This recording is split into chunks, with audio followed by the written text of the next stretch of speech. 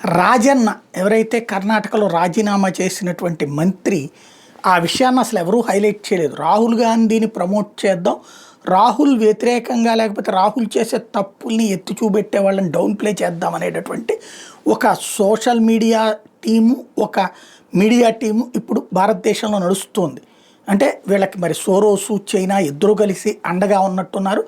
భారతదేశంలో ఒక్కసారిగా రాహుల్ గాంధీకి 80-85% హైప్ న్యూస్ క్రియేట్ చేస్తున్నారు. అదే సందర్భంలో వాస్తవాలని 10-15% బలవంతంగా చెప్పాల్సినటువంటి పరిస్థితికి తీసుకొచ్చారు. దట్ మీన్స్ సంథింగ్ ఏదో కుట్ర జరుగుతోంది ఇండియాలో. వాస్తవంగా రాహుల్ గాంధీ పార్టీకి సంబంధించినటువంటి వ్యక్తే కర్ణాటకలో రాష్ట్ర ప్రభుత్వాన్ని నడిపేదే రాజన్న. నేను మొట్టమొదటి రోజుల్లో మాట్లాడిన మాటే ఇప్పుడు ఆయన మాట్లాడుకొచ్చినటువంటిది.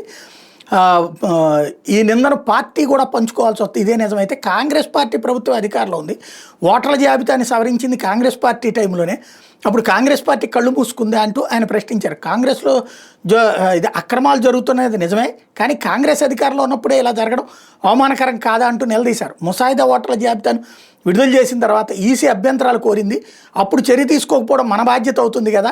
ముఖ్యంగా మహదేవపురం విషయంలో అనేక అక్రమాలు జరిగాయి అన్నది అప్పుడే అభ్యంతరాలు వ్యక్తం చేసి ఉండాల్సింది, అప్పుడు మాట్లాడాల్సినప్పుడు మౌనంగా ఉండి ఇప్పుడేంటి అని ప్రశ్నించినటువంటి అందుకుగాను ఆయన చేత రాజీనామా చేయించారు. అసలు పాయింట్ ఏంటి ఇక్కడ, ఓటర్ల తొలగింపు అన్నటువంటిది నేను మొట్టమొదటి నుంచి చెప్తున్నా.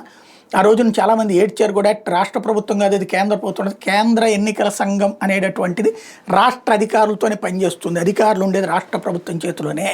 2009లో నియోజకవర్గాల పునర్విభజన ఎట్లా జరిగింది అదే సాక్ష్యం. అట్లాగే ఇప్పుడు మొన్న జరిగినటువంటి ఎన్నికలు రాష్ట్ర స్థాయి అధికారులే కదా అవతల వాళ్ళకి సహకరించింది, రాష్ట్ర స్థాయి టీచర్లే కదా కేంద్రం వచ్చి ఏమైనా చేసింది ఏంటి. కాబట్టి ఇక్కడే జరిగేటటువంటి వ్యవహారం ఉంటుంది. అది కామన్ సెన్స్తో ఆలోచిస్తే తెలుస్తుంది, కామన్ సెన్స్తో ఆలోచిస్తే అర్థం కాదు.